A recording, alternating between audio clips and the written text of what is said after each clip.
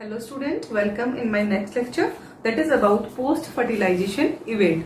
तो स्टूडेंट इस लेक्चर में हम डिस्कस करेंगे कि फर्टिलाइजेशन के बाद में क्या क्या इवेंट्स होते हैं, जाइगोट फॉर्मेशन कैसे हुआ और जाइगोट डिवाइड होगा तो कौन सा डिवीजन शो करेगा, माइटोटिक डिवीजन शो करेगा या मेयोटिक डिवीजन शो करेगा, एम्ब्रियोजेनेसिस कैसे होगा और उसके अकॉर्डिंग ऑर्गेनिज्म है वो कैसे क्लासीफाई होंगे, और फिर हम डिस्कस करेंगे इन प्लांट्स की प्लांट्स में भी किस तरह से डेवलपमेंट होगा। तो let us start with organism post fertilization event. तो हम बात कर रहे हैं, सबसे पहले कॉमन व्यू है ये जिसमें प्लांट्स भी इंक्लूड हो जाएंगे और एनिमल्स भी हो जाएंगे। तो जाइगोट डेवलपमेंट जो होता है स्टूडेंट कि सबसे पहले जाइगोट का फॉर्मेशन हो गया। तो यहाँ पर ज्यादा से ज्यादा क्वेश्चन पूछा जा सकता है अबाउट प्लॉइडी कि जो जाइगोट बना उसकी प्लॉइडी क्या है, 2n है। अब ये जो जाइगोट बना ये इंटरनल फर्टिलाइजेशन के थ्रू बना है या एक्सटर्नल फर्टिलाइजेशन के थ्रू बना है, उसके अकॉर्डिंग फिर क्लासिफाई हो जाता है कि जो जाइगोट डेवलपमेंट है ऑब्वियस है जब फर्टिलाइजेशन आउटसाइड हुआ, फीमेल बॉडी के बाहर हुआ, तो जाइगोट का डेवलपमेंट भी कहाँ होगा, आउटसाइड द फीमेल बॉडी होगा। और इनसाइड फर्टिलाइजेशन था तो जाइगोट डेवलपमेंट भी कहाँ होगा, inside the female body. Zygote का डेवलपमेंट डिपेंड करेगा कि उसको कैसी कंडीशन मिल रही है, उसको एनवायरमेंट कैसा मिल रहा है, किस सराउंडिंग में उसका डेवलपमेंट हो रहा है, कितना उसको फाइट करना है सराउंडिंग कंडीशन से। ओके, और ये जाइगोट का जो डेवलपमेंट है यही इंश्योर करता है कंटिन्यूटी ऑफ लाइफ को। यदि उसने फेवरेबल कंडीशन में डेवलपमेंट किया, ज्यादा रेजिस्ट नहीं करना पड़ा उसको अपने आप को बचाने के लिए, वहां पर प्रेडेटर्स नहीं थे, तो इंश्योरेंस होता है कि हाँ प्रोजेनी डेवलप होगी। लेकिन एक्सटर्नल फर्टिलाइजेशन में चांस ऑफ सर्वाइवल बहुत कम हो जाते हैं। उसका रीजन यही होता है कि फेवरेबल कंडीशन ज्यादा वहां पर नहीं होती। यदि है तो श्योर है कि हाँ डेवलपमेंट हो जाएगा, उस जो लाइफ है उसकी प्रोजेनी की कंटिन्यूटी मेंटेन रहेगी। ओके, तो जाइगोट डेवलपमेंट का एनवायरमेंट कैसा है उससे हमने ये डिसाइड कर दिया कि हाँ जो स्पीसीज है उसकी कंटिन्यूटी कैसी होगी या कितने % चांस ऑफ सर्वाइवल होगा। अब स्टूडेंट एल्गी और फंजाई की बात करें तो वहां पर क्या होता है, जो जाइगोट बनता है वो अपने चारों तरफ एक थिक वॉल बना लेता है। ओके, लाइक दिस, जैसे ये जाइगोट बना और इस जाइगोट ने क्या बना लिया, थिक वॉल। इस थिक वॉल का जो फंक्शन होता है वो होता है अनफेवरेबल कंडीशन में रेजिस्ट करना, रेजिस्टेंस देना इसको ताकि ये डैमेज ना हो।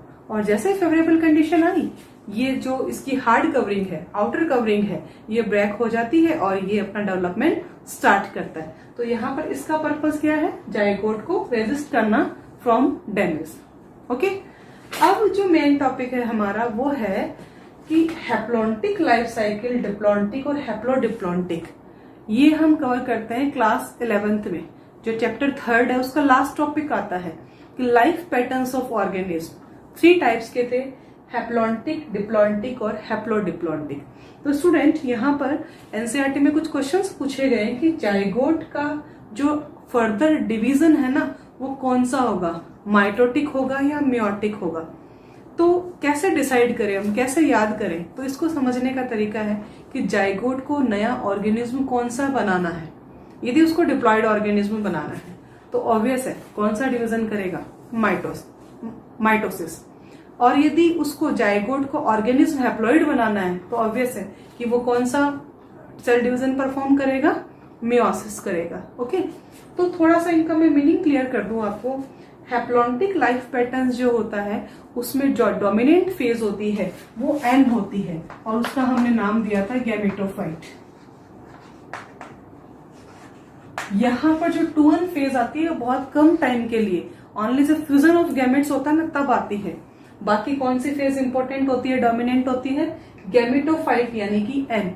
तो स्टूडेंट अब यहाँ पर आपसे बात करें कि हैप्लॉन्टिक लाइफ पैटर्न्स में जाइगोट का जो फर्दर डिवीजन है वो कौन सा होगा, क्या वो माइटोटिक डिवीजन करेगा या मेयोटिक डिवीजन। तो हमारा आंसर होगा यहाँ पर मेयोटिक और we can say meiosis.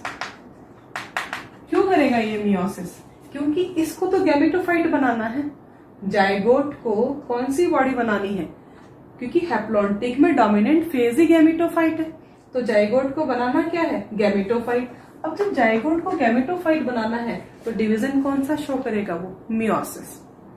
Clear, कहीं कोई क्रैमिंग नहीं है इसमें, सिर्फ अपनी अंडरस्टैंडिंग डेवलप करनी है और अपना आंसर देना है। अब बात होती है डिप्लॉन्टिक फेज की। डिप्लॉन्टिक में क्या था कि जो डोमिनेंट फेज थी वो कौन सी थी, 2N। और स्टूडेंट्स उस 2N फेज का नाम क्या था, स्पोरोफाइट। स्पोरोफाइट क्या था, 2N था। अब ऑब्वियस है कि जब इस जाइगोट को स्पोरोफाइट बनाना है, 2N बनाना है, तो जाइगोट खुद 2N है, डिप्लॉयड है, और बॉडी कौन सी बनानी है इसको, यहां पर 2N ही बनानी।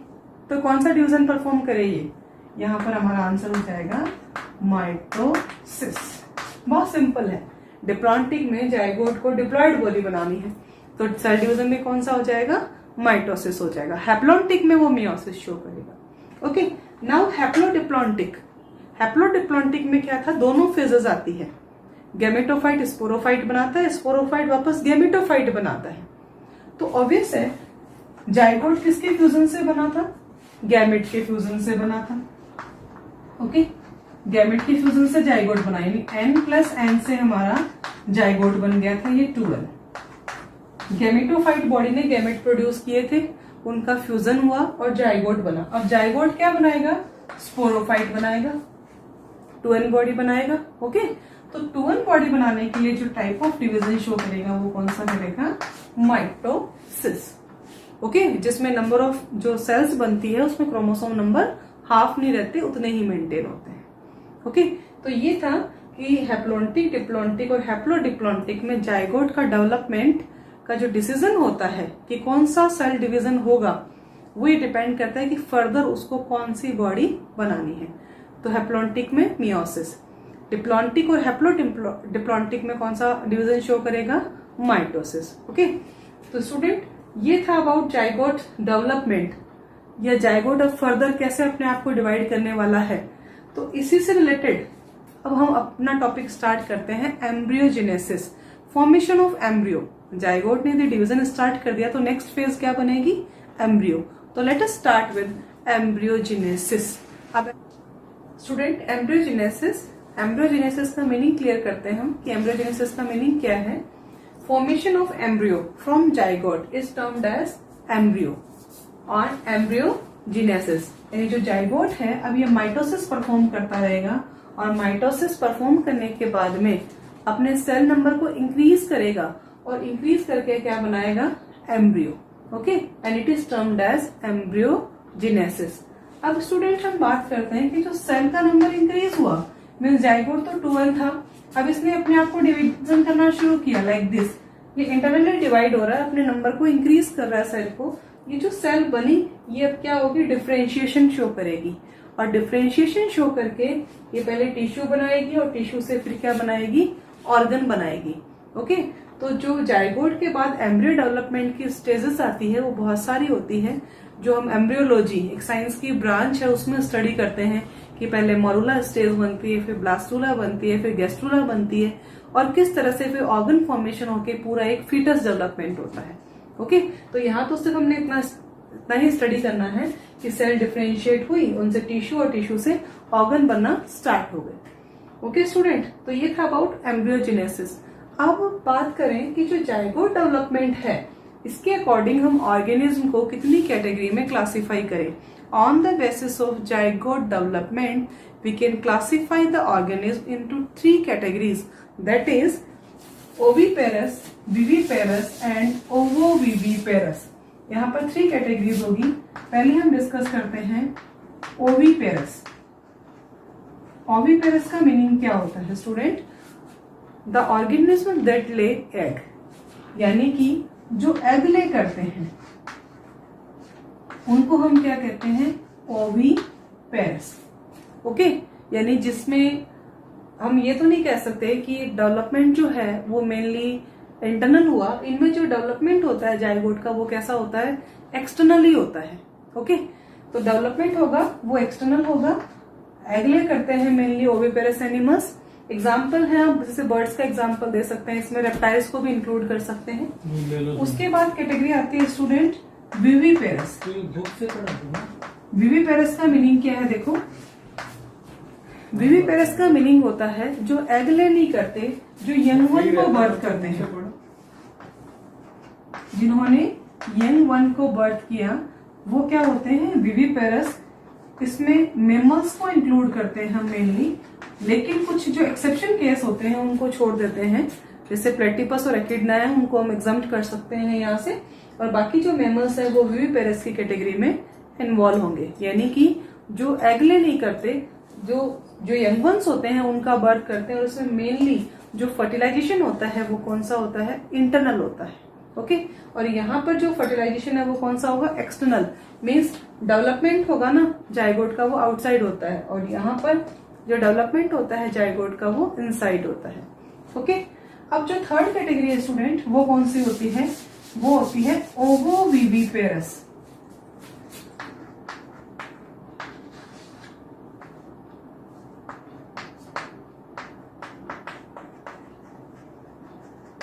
इसका सबसे अच्छा एग्जांपल हम देते हैं शार्क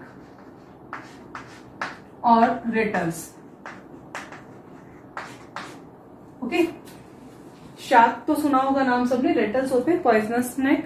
तो ओवोविविपेरस का मीनिंग क्या होता है, रेटल्स का मीनिंग भी बता दो आपको कि रेटल्स होते हैं पॉइजनस स्नेक। ओके, तो यहां पर जो ऑर्गेनिज्म है फर्टिलाइजेशन इनसाइड हुआ, यानी एग फर्टिलाइज कहाँ हुआ, इनसाइड हुआ। और ये जो फर्टिलाइज एग है ये कहाँ रहता है, inside female body, female body के अंदर ही। अब आपसे ये पूछा जाए कि इसको न्यूट्रिशन कहाँ से मिलेगा, क्या प्लेसेंटा होती है, तुम्हारा आंसर होगा नो। यहाँ पर प्लेसेंटा नहीं होती फीमेल बॉडी में, जो यॉक सैक होता है, जो यॉक होता है ना उसी से न्यूट्रिशन मिलता रहता है इसको बॉडी के अंदर। ओके, तो फिर अब ये कि ओवोविविपेरस का मीनिंग क्या हुआ, यानी एग बना, फर्टिलाइज हुआ, फीमेल बॉडी के अंदर है, न्यूट्रिशन प्लेसेंटा से नहीं मिल रहा, कहाँ से मिल रहा है, यॉक सैक से मिल रहा है। अब क्या होगा, जब मैच्योरेशन हो जाएगा कंप्लीट, तो हैच इनसाइड, मीन्स वो एग है ना वो अंदर ही हैच हो जाएगा। हैचिंग का मीनिंग आई थिंक जानते होंगे कि मैच्योर होने के बाद उसको वो जब टूटता है उसको हम कहते हैं हैचिंग। तो हैचिंग वो इनसाइड होगी, लेकिन जो बर्थ होगा वो किसका होगा, यंग वन का होगा। ओके, यानी एग के अंदर डेवलपमेंट हुआ, हैचिंग में इनसाइड हुई, और अब जो बर्थ हुआ ना वो बेबी का हुआ, ना कि एक एग बाहर आया। ओके, तो इसलिए इस कैटेगरी को हम क्या कहते हैं, ओवोविविपेरस। और एग्जाम्पल हम इंक्लूड करेंगे शार्क्स एंड रेटल। तो स्टूडेंट ये तो था ऑर्गेनिज्म के बारे में, अबाउट एम्ब्रियोजेनेसिस। अब ऑर्गेनिज्म में हम प्लांट को भी इंक्लूड करें, लिविंग बींग्स में। तो प्लांट में आपसे पूछा जाए कि यहाँ पर पोस्ट फर्टिलाइजेशन इवेंट्स क्या होंगे, या जो ओव्यूल होता है वो किस में कन्वर्ट होता है, ओवरी होती है वो किस में कन्वर्ट होती है। तो हम प्लांट्स की या प्लांट्स की बात करें तो प्लांट्स में जो पोस्ट फर्टिलाइजेशन इवेंट्स आपसे पूछे जाए कौन कौन से होते हैं स्टूडेंट, तो जो ओव्यूल होता है, ओव्यूल किस में कन्वर्ट होता है, सीड में। और जो ओवरी होती है, मेच्योर ओवरी होती है, वो क्या बना लेती है, फ्रूट। और जो वॉल ऑफ ओवरी होती है, वॉल ऑफ ओवरी, वो क्या बनाती है, पेरिकार्प। ओके, जैसे मैं यहाँ पे एक मैंगो का डायग्राम बनाऊंगा आपके सामने, और आपसे पूछा जाए कि भाई इसमें आपको नाम बताने हैं कौन कौन से हैं। तो देखो स्टूडेंट, ये हमने एक मैंगो बनाया यहाँ पे, और आपसे पूछा जाए कि भाई आप बताओ तो इसके अंदर जो सीड होता है वो तो क्या था, ओव्यूल था। ये जो एडिबल पार्ट है जिसको आप खाते हो वो क्या होती है, ओवरी, राइपन ओवरी, बिल्कुल पकी हुई ओवरी होती है। और इसका ये जो पील होता है जिसको आप पील ऑफ कर देते हो वो क्या होता है, पेरिकार्प। ओके, तो मैंगो का एग्जांपल देके बताया मैंने आपको, पेरिकार्प, और ये जो ओवरी है और ये ओव्यूल जो सीड में कन्वर्ट हो गया।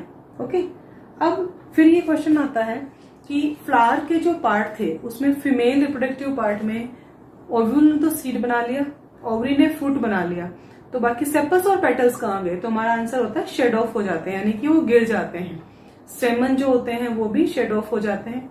लेकिन आपसे ये पूछा जाए कुछ ऐसे आपने फ्रूट या वेजिटेबल्स देखी है जहां पर सेपल साथ में आती है, मीन्स सेपल साथ में होती है, वो फ्रूट फॉर्मेशन होता है ना तब शेड ऑफ नहीं होती। तो हमारे सामने एग्जांपल होता है टोमेटो एंड ब्रिंजल।